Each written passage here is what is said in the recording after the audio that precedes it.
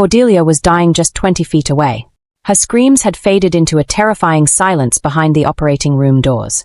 And in that cold hospital hallway, Emerson wasn't alone. Standing beside him was Soren, his secret mistress, her lips curled into a quiet, satisfied smile. In her mind, the obstacle was finally gone. The wife. The marriage.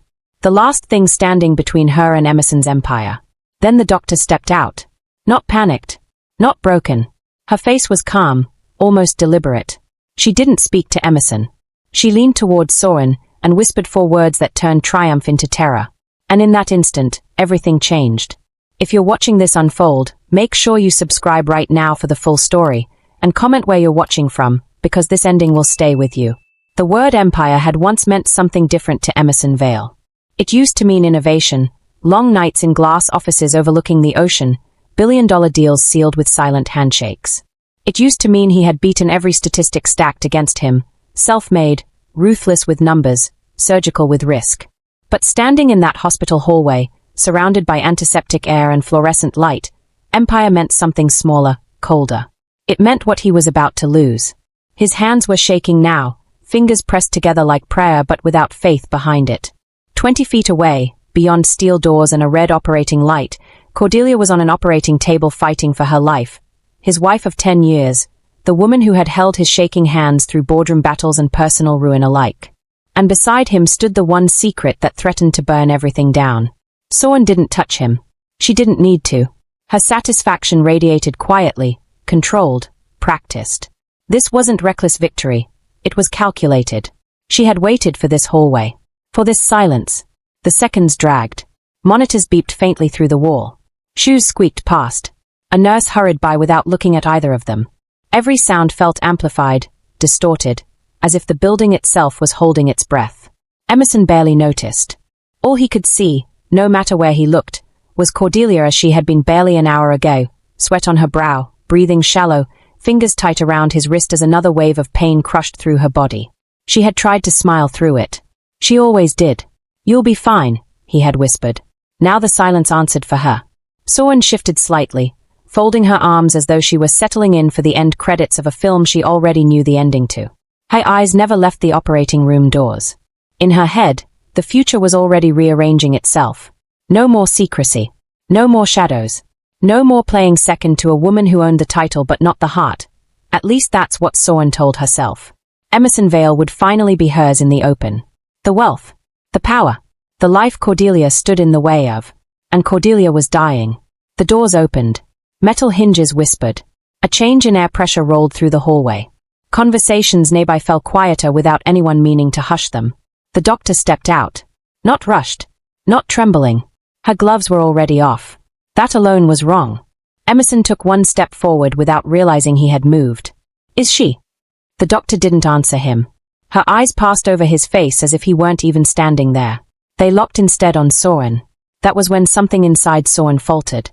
The smile on her lips hesitated, just a flicker. For the first time since she had arrived at the hospital, uncertainty slipped through the cracks. The doctor moved closer, slow, intentional, and leaned just enough for her voice to carry to only one person. 4 words. Low. Precise. Irreversible. Soren's pupils blew wide. Her arms fell loosely to her sides as if the strength had drained out of them. Her mouth parted but no sound came. Whatever fantasy she had walked into that hallway with disintegrated in real time, collapsing so fast her mind couldn't keep up. The victory she had already claimed, gone. Emerson turned sharply. What did she say? The doctor finally looked at him. Her gaze was heavy now. Measured. The look people wear when they know a sentence will split a life down the middle. "We're still fighting for your wife," she said. Relief surged too quickly through his chest, brief, irrational, desperate, until he saw the rest of her expression. The part that didn't belong with hope. "But," she continued, "the situation has become far more complicated than we expected." "What does that mean?" he demanded. Behind him, Soren took an unsteady step backward. The doctor's eyes flicked toward her again, just once, then back to Emerson. "It means," she said slowly, "that your wife hasn't been fighting for one life tonight." Emerson froze. The words didn't register all at once. They dropped in layers, like something heavy sinking through water. "One life," he repeated. The doctor's voice was quieter now, but every syllable carried clean through the space. There's another heartbeat. The hallway tilted. Emerson staggered half a step, breath leaving his lungs in a sharp rush. What are you saying? I'm saying, the doctor replied evenly, your wife is carrying twins. Silence detonated. Soren's knees buckled. She hit the floor hard, palms slapping against tile, nails scraping uselessly as though she might claw the moment backward. Nurses rushed toward her, voices urgent, but their words blurred into noise. Twins. The word echoed through Emerson's skull again and again, foreign, impossible. No one had told him. No scan had revealed it. No doctor had warned him. Cordelia, tiny, exhausted, burdened with complications, had been carrying 2 lives this entire time. And he hadn't known. The doctor placed a hand against his arm, grounding him. Right now, 1 baby is strong. The second is struggling. Your wife is. Her sentence broke off as alarms began shrieking behind the operating room doors. Red lights flickered on. Controlled chaos erupted instantly as staff flooded through the double doors. Orders were shouted. A gurney burst out, followed by another wave of movement too fast to process. Emerson was pushed backward without feeling the hands that moved him. Soren was lifted from the floor by 2 nurses, but her eyes never left Emerson as she was pulled away. Whatever the doctor had whispered was still etched across her face in pure terror. Whatever she had believed she had won, she had just lost. Inside the operating room, Cordelia's fight was no longer just for herself. It was for lives no one was prepared for. And somewhere beneath the alarms, beneath the movement, beneath the shattering of every expectation built in that hallway, the real story was only beginning. The alarms didn't stop. They stacked on top of each other, high, urgent, mechanical, until sound itself lost meaning. Emerson stood useless at the edge of the storm while Cordelia's body was swallowed again by swinging doors, by rushing hands, by voices trained to stay steady while lives wavered between breaths. Twins. The word still hadn't settled into reality when the doors shut again and the hallway returned to its cruel stillness. Nurses cleared the corridors. Family members whispered. Machines hummed as if nothing extraordinary had just been revealed. But everything had changed. Emerson lowered himself into a chair without realizing he had moved. His elbows rested on his knees, hands hanging loose, fingers numb. 20 minutes ago, he had believed he understood the shape of his life. 1 wife. 1 child on the way. 1 future, fragile, uncertain, but singular. Now the future had split in 2. And behind that revelation sat a deeper truth he couldn't yet see, creeping toward him in silence. Because the story of Cordelia and Emerson hadn't begun in hospitals or boardrooms or betrayal. It had started quietly, so quietly it almost felt undeserved. 8 years earlier, in a coastal city built on money and ambition, Emerson Vale had already built what most men spent a lifetime chasing. His name moved markets. His signature redirected capital. His presence bent rooms. People called him brilliant, controlled, untouchable. Then Cordelia entered his life with none of that. She was calm where he was sharp, steady where he was relentless. A cardiovascular surgeon with patient hands and unshakable focus, she didn't care about headlines or quarterly earnings. She cared about heart rhythms, surgical margins, the thin space between life and loss. They met through coincidence. They stayed through contrast. Marriage followed with little spectacle, no press, no grand declarations, just a decision made between 2 people who understood commitment as something quieter than obsession. But the one thing they could never build together was the child they both wanted. Years passed. Treatments failed. Doctors spoke gently. Then honestly. The word unlikely became a permanent fixture in their vocabulary. Cordelia bore it with grace Emerson never fully understood. She went back to her operating rooms, back to long shifts and controlled breathing and steel precision. Emerson buried himself deeper into work. They loved each other still, but a silent absence settled into the space meant for a nursery. Then the impossible happened. A routine checkup. Unexpected results. A heartbeat on a screen neither of them had been prepared to see.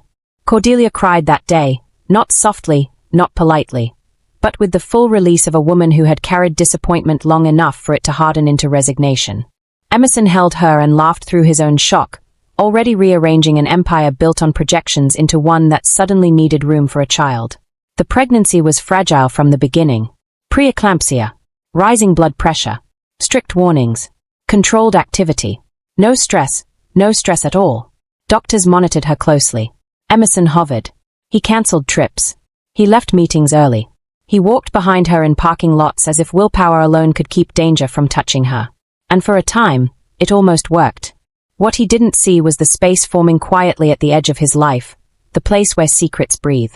Soren arrived without force.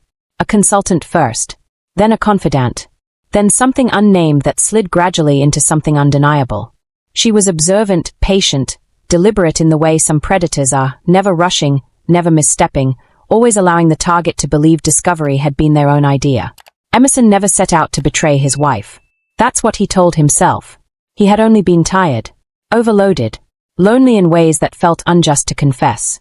Soren listened when Cordelia was too exhausted to speak. She filled silences with understanding. She didn't demand. She waited. And waiting was her greatest weapon. By the time Emerson realized what he had allowed to evolve, silence had already turned into deception. Private dinners into private rooms. Conversations into confessions. Confessions into dependence. The affair rooted itself while his wife battled blood pressure monitors and fetal scans just 2 floors below where he signed acquisitions and shook hands with strangers.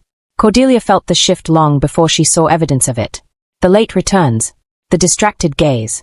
The way his phone stopped resting face up on tables. She didn't accuse, she observed. And in observation, she began to prepare. Now, in a hospital hallway filled with antiseptic air and fractured futures, Emerson sat beneath that weight without seeing it yet. He still thought the night's worst truth had already been spoken. Twins. Behind another set of doors, Cordelia fought for 2 lives. And somewhere just beyond the alarms, the consequences of every hidden choice were tightening into something neither betrayal nor power could stop. Soren never needed force. That was the mistake people made when they underestimated her. They imagined seduction meant urgency, recklessness, appetite. Hers was quieter, calculated. She learned Emerson in fragments first, the way his jaw tightened when a deal stalled, how silence unsettled him more than confrontation, how guilt bent him faster than pressure. By the time the affair became physical, she already understood his emotional architecture. And once she understood that, the rest was logistics. At first, she asked for nothing.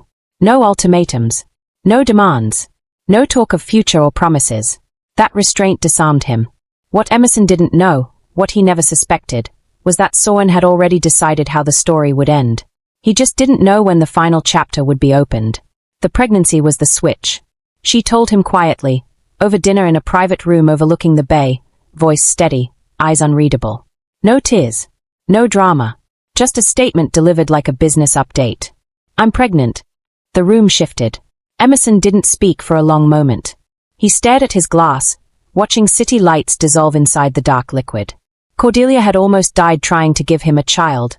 Years of infertility, hormone treatments, breakdowns she thought he didn't hear through the bathroom door. And now this. Soren let the silence stretch just long enough for panic to form. I'm not asking you to leave your wife, she added. Not yet. That was when fear replaced shock. Because men like Emerson could face litigation, market collapse, public ruin, but unpredictability unsettled them most. And Soren was nothing if not unpredictable. From that night forward, the balance shifted. She didn't need daily messages. She didn't need devotion. She only needed leverage. And she had it. Emerson tried to compartmentalize. He paid for appointments, covered records, built distance. He convinced himself he could still manage both worlds. Cordelia's fragile recovery, Soren's quiet threat, if he stayed precise enough. But precision fails when timing is wrong. Because weeks later, Cordelia's pregnancy became dangerous. The diagnosis was direct. Preeclampsia. Elevated risk. One shock to the system could trigger catastrophe. Stress was not just discouraged, it was lethal. Emerson heard the warning clearly. Soren did too. That was when the calls began. Anonymous at first. Then patterned. Cordelia's phone would buzz at night with no voice on the other end. Emails with no sender arrived in the early hours. Subject lines empty. Just one sentence waiting inside. He's not who you think he is. At first, Cordelia dismissed them. Then the photographs arrived. Grainy. Distant.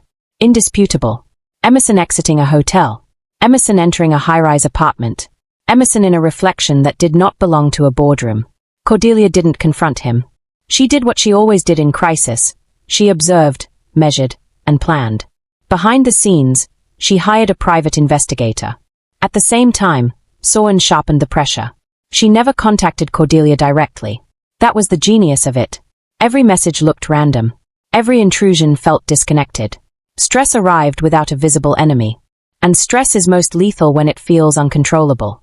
Emerson noticed the change in his wife. Her sleep fractured. Her appetite faded. The monitors at checkups became tighter with each visit. Blood pressure climbed. More restrictions followed. Longer monitoring. He urged calm. He pleaded for rest. But calm cannot survive in a body under siege. Behind closed doors, Soren escalated. "You're running out of time," she told him one night, voice even as she traced the rim of a glass. "Soon people will ask why I disappeared. Soon your silence will become a choice." "What do you want?" Emerson asked quietly. She met his eyes. What should have been mine? He thought she meant money. He was wrong.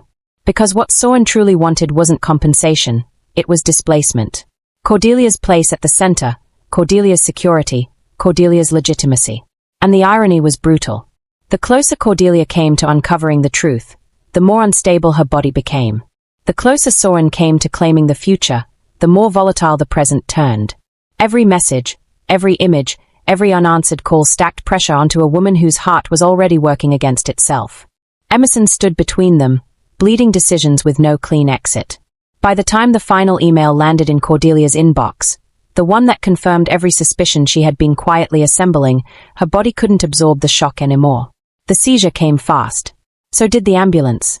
Now, in a hospital where alarms ripped through quiet hallways and doctors raced against fractured time, the weapon Soren had built so carefully was still in motion. Only she hadn't accounted for one thing. Cordelia had not been fighting for a single life. And the truth Soren had used to try and take everything was about to take something from her instead. Cordelia never confronted betrayal the way people expected. There were no confrontations in kitchens, no shattered glass, no trembling accusations in the dark. When the final email arrived, the one that confirmed what instinct had already concluded, she read it twice, closed her eyes once, then reached for her phone. Not to call her husband. To activate a file. The investigator had been working quietly for weeks by then, threading evidence together with patient efficiency.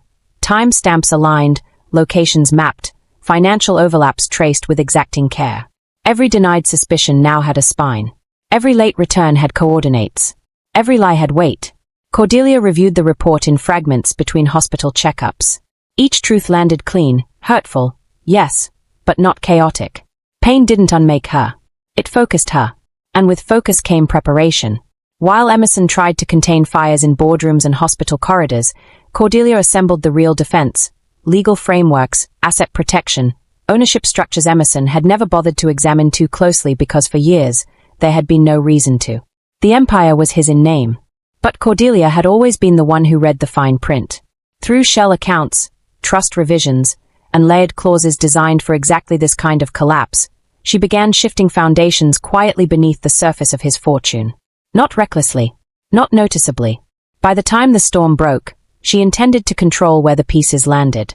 Health complications tightened around her at the same time. Doctors warned her again. Blood pressure rose despite medication. Rest became mandatory. Supervision became constant. She nodded at instructions she understood too well to ignore. And still, the messages continued. Always anonymous. Always precise. Always timed for maximum disruption.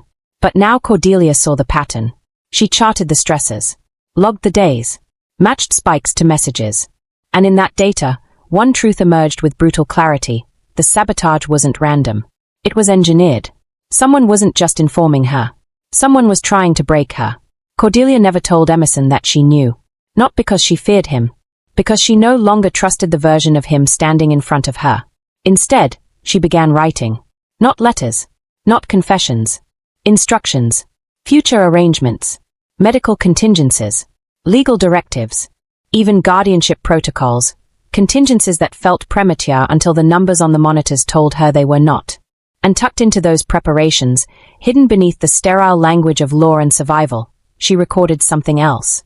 A final message. One intended not for revenge, but for release. While Cordelia prepared for outcomes others hadn't yet imagined, Soren accelerated. The calls multiplied. The images grew bolder. The frequency increased just as cordoned rest threatened to slow the collapse Soren needed to trigger. "You're running out of time," she told Emerson again during a hurried exchange beneath underground lighting. "Your wife is holding on too well." That was the first time Soren said it out loud. Holding on too well. Emerson heard the words but didn't hear the intent behind them. He only felt the pressure closing inward from every direction. Cordelia's worsening condition, Soren's tightening patience, and his own guilt-eroding discipline he had once prided himself on. The final strike arrived disguised as coincidence. An email sent to Cordelia under a fabricated identity, carrying a single image. Emerson. Soren. Together. Unmistakable. When Cordelia opened it, she didn't scream. She didn't cry. Her hands simply went still. 20 minutes later, the seizure began. By the time Emerson reached the hospital, she was already being prepped for emergency surgery. Diagnosis followed in fast, clipped terms: placental abruption, blood pressure spike, fetal distress. The situation flipped from controlled to critical within minutes. And somewhere across the city, Soren arrived at the hospital with a single expectation pulsing through her thoughts. This ends tonight. Now, as Cordelia fought behind steel doors and alarms shook the walls of everything Emerson thought he understood, the trap she had built in silence was already set.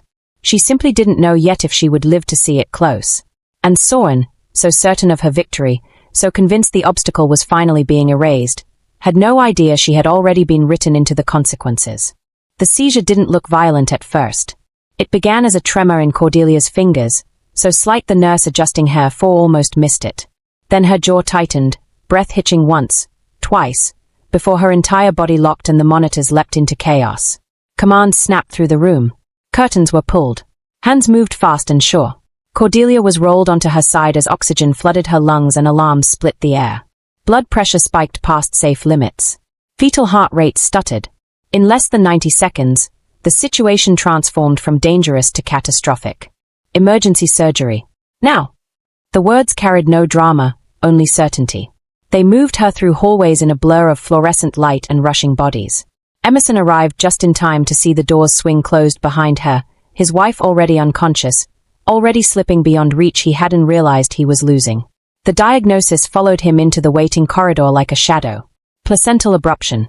Disseminated intravascular coagulation. Multiple risks stacking too fast to line up clean solutions. They couldn't wait.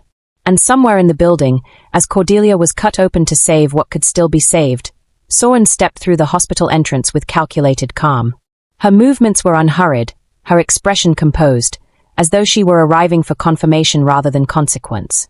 She spotted Emerson immediately. He stood rigid near the operating wing, eyes locked on the glowing red indicator above the sealed doors. His tie was loosened. His hands were unsteady. The posture of control he wore everywhere else had fractured into something raw. Soren took the empty seat beside him without speaking. For several minutes, neither of them said a word. The hospital worked around them. Shoes whispered across tile. A family cried somewhere down the hall. A nurse passed with a clipboard without slowing. Tick, tick, tick. Inside the operating room, Cordelia's body was fighting on too many fronts at once. Surgeons worked with brutal precision, navigating blood loss, pressure swings, and fetal distress that shifted by the minute. One heartbeat steadied. The second faltered. The first infant was moved quickly, small, fragile, alive. But Cordelia never regained full stability. Her blood failed to clot. Her organs began to fail in sequence rather than isolation. They tried to reverse it. They pushed medication. They bought minutes where they needed hours. Outside, the waiting area stretched into something unbearable. Emerson stood, paced, sat again. Each time the doors twitched, his chest seized with expectation that shattered immediately when no one emerged. Every second felt like accusation. You could have stopped this. You should have stopped this. Soren watched him quietly. This was the end she had envisioned. Not dramatic. Just final. When the doctor finally stepped out, the hallway fell into an immediate hush. Her scrubs were marked. Her hands were bare. The absence of gloves told the truth before her mouth ever did. Emerson stood instantly. Is she alive? The doctor didn't answer him. Instead, her gaze angled sideways, to Soren. And in that moment, the control Soren had nursed so carefully fractured. Because the doctor didn't look confused. She looked deliberate. She crossed the distance between them with measured steps and leaned just enough for only one person to hear her voice. You didn't know, she whispered. But she did. 4 words followed. Quiet. Precise.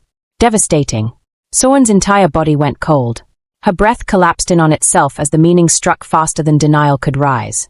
Whatever she had assumed about Cordelia, about weakness, ignorance, helpless timing, unraveled in a single blow. Behind her, Emerson turned sharply. What did you say to her? The doctor straightened and finally faced him. We're still working on your wife, she said. But the situation was far more complex than anticipated. What does that mean? It means she was carrying twins. That was when everything tipped. Soren buckled as if the floor had vanished beneath her. A nurse lunged forward as her knees gave out, the sound of her fall back hitting tile cracking louder than it should have in the stunned silence. Twins. The word sliced through Emerson in slow, delayed waves. No one had told him.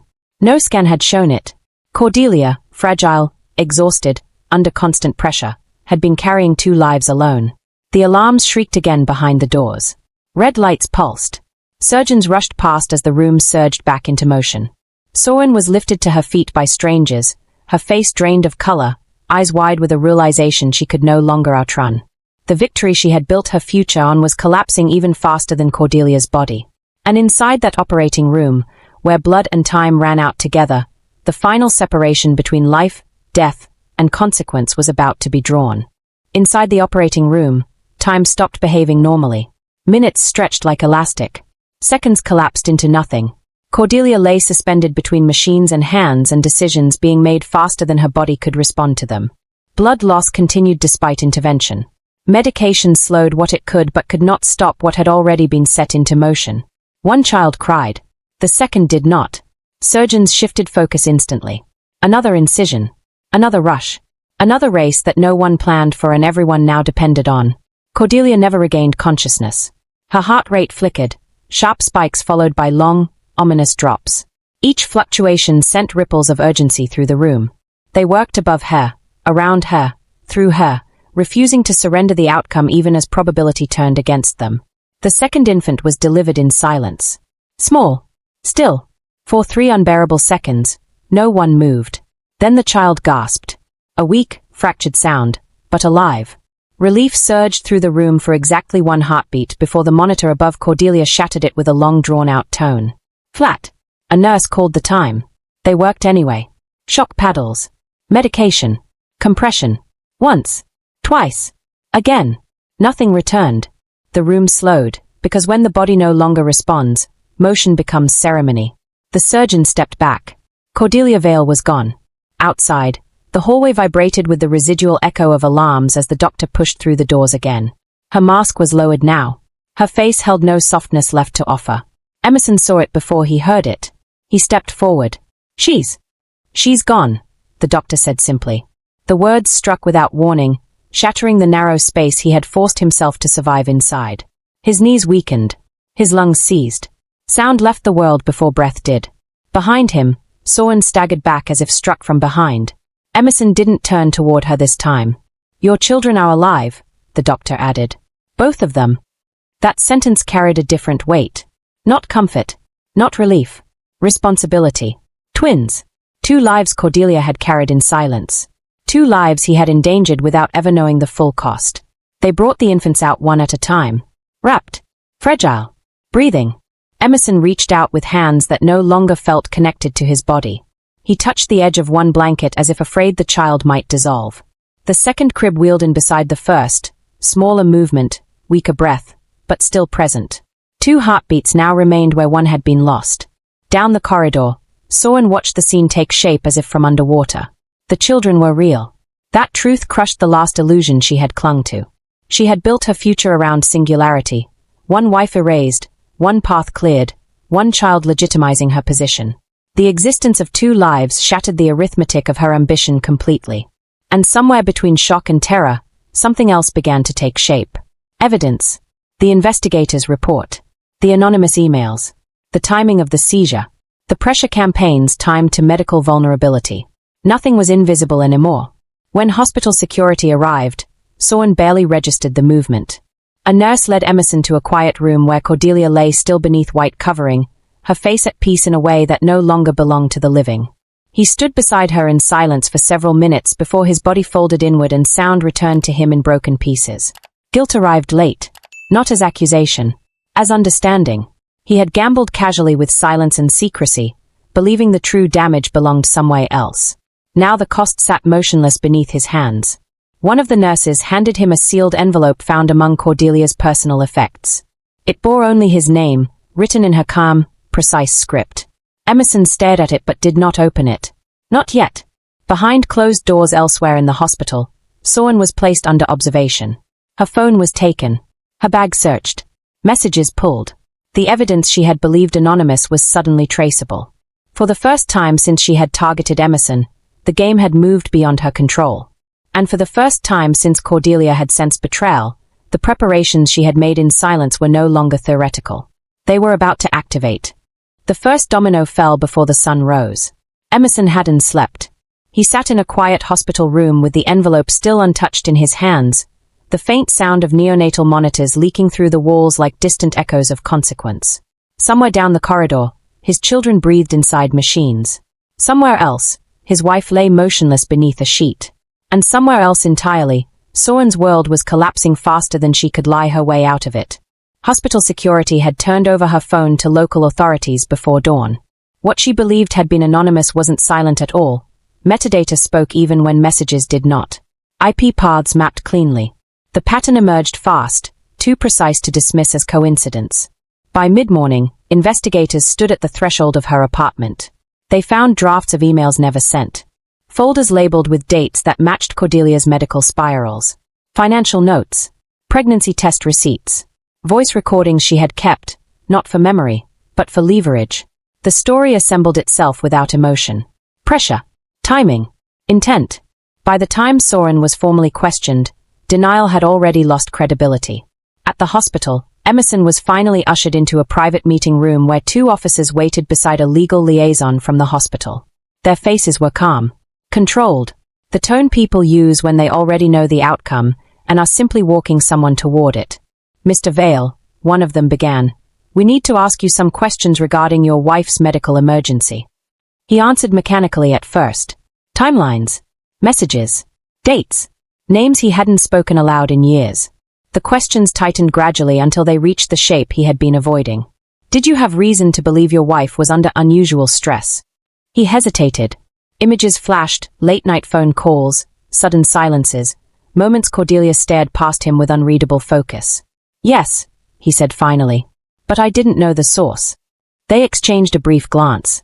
Did you know a woman named Soren Calder? The name hit harder than he expected. Yes. Silence stretched. What was the nature of your relationship with her? Emerson closed his eyes once. The wrong one. That was enough to change the direction of everything. By the time Soren was escorted into the same room 2 hours later, she no longer wore her composure. The control she had wielded like currency was gone, replaced with calculation sharpened into panic. She denied everything at first. Then she adjusted. Then she contradicted herself. And finally, when timelines pinned her into silence, she broke, not with remorse, but with rage. She was going to die anyway, Soren snapped. Her body was already failing. All I did was remind her of the truth. One of the officers leaned forward slightly. You timed your communications to her medical instability. I didn't touch her. But you engineered pressure during a known lethal condition, the officer replied. That's not distance, Ms. Calder. That's design. The charge was read without ceremony. Soren stopped speaking after that. When Emerson was informed of her arrest, the information landed without satisfaction. There was no surge of victory, no feeling of justice completed, because Cordelia was still gone. Later that afternoon, a representative from Cordelia's legal counsel arrived at the hospital with a sealed briefcase. Emerson assumed it was procedural, death protocols, custody arrangements, estate review. He was wrong. Inside were documents already activated. Trust ownership transfers. Asset redirection. Emergency clauses triggered by medical incapacitation or death. Line after line redefined everything he thought he possessed. The empire had already moved. Not violently. Legally. Control had shifted into a blind trust. One that would preserve the future of two children who now existed entirely outside of his past decisions. And at the center of the documentation was a handwritten addendum in Cordelia's signature. This is not punishment. This is protection. Emerson's hands trembled as he turned the final page. Because beneath the legal architecture, beneath the financial realignment, beneath the static of consequence, there was one final document sealed separately. The envelope in his possession. The one he had not yet opened. The room emptied. He was left alone with it. Outside, rain began to fall against hospital windows in steady, unrelenting sheets. And at the same time, in a holding facility across the city, Soren sat in silence for the first time since she had set her plan in motion. Her future now measured in interrogation rooms and fluorescent ceilings instead of luxury and leverage. 2 lives were breathing. 1 life was over. And the reckoning had only reached its opening chapter. The room was silent when Emerson finally opened the envelope. Outside, rain streaked the glass in uneven lines, blurring the city into muted fragments of light and shadow. Inside, the paper trembled once between his fingers before he steadied it and began to read. Cordelia's handwriting was calm, unhurried, exactly as it had always been. If you are reading this, then I was right not to wait. His breath caught, but the words continued without mercy. I knew before the proof arrived. The silence told me everything long before the evidence confirmed it. I want you to know that I did not prepare for the end because I hated you. I prepared because I loved our children more than I loved the version of you that broke us. His chest tightened. You will think of this as punishment. It is not. Punishment would be taking everything and leaving you with nothing. I chose differently. I left you with responsibility. Memories crashed in uninvited pieces. Cordelia counting breaths during treatments. Cordelia steady in crisis. Cordelia watching him with eyes that no longer asked questions. They will grow without my voice. That is the one loss no document can repair. But they will not grow inside chaos. That part, I could still control. The words blurred. Forgiveness is not for innocence. It is for survival. I forgive you not because what you did was small, but because carrying it forward would only wound what remains. Emerson lowered the letter. The weight in his chest did not lift, but it changed shape. Cordelia had not stripped him of everything. She had stripped him of escape. Weeks passed. Soren's case moved quickly. The evidence was clinical, precise, overwhelming. Digital trails. Timelines. Medical correlation. Intent aligned too cleanly to dismiss. The charges followed without spectacle. So did the sentence. She never once looked toward the gallery when it was read. The twins grew stronger. One faster than the other. Different rhythms, different struggles, but each day marked improvement. Emerson stood beside incubators he had never imagined and learned the strange intimacy of watching life fight in centimeters. He signed foundation papers at night. Medical grants. High-risk pregnancy research. Programs Cordelia had written into her final directives without telling him. Her legacy moved quietly into the world while her absence roared through him at every hour. The empire he once ruled without friction changed shape around him. Not lost, reframed. He was no longer at the center. And for the first time in his life, he did not resist that. Years later, when the twins ran through the halls of a home filled with light and movement instead of silence and secrecy, Emerson kept the letter in a drawer he opened only on the hardest days. Not to punish himself. To remember precisely what had been entrusted to him. Cordelia did not leave behind revenge. She left behind consequence with purpose. And somewhere far from the hospital where everything had broken open, 2 children grew into the space she had carved for them, protected not by power, not by wealth, but by the final strength of a woman who never stopped fighting for lives no one else could see.